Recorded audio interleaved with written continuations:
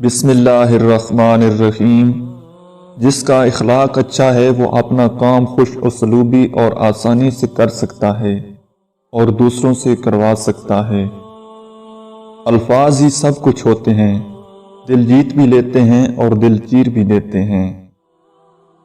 کسی کی اخلاق اور دیانتداری پر اس وقت تک اعتماد نہ کرو جب تک تم اس کو غصے اور طمع کی حالت میں نہ دیکھ لو۔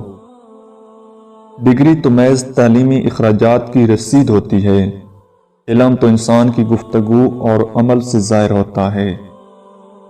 دنیا کے سبھی لوگ خوبصورت ہیں، بدصورتی تو ہمارے رویوں اور سوچ میں ہے۔ بد اخلاق وہ ہے جس کا غصے کی حالت میں اپنے آپ پر قابو نہ رہے۔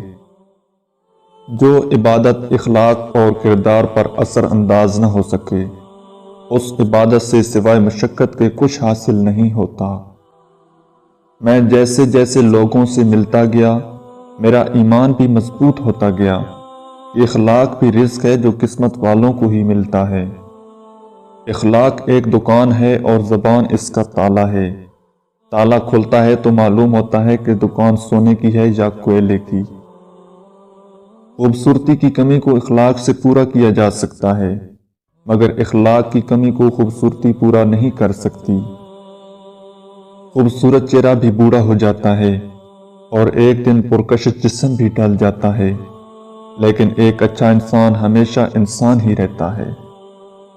رب کو عبادت سے اور مخلوق کو اپنے اخلاق سے راضی کرو، دنیا اور آخرت دونوں میں خوش رہو گے۔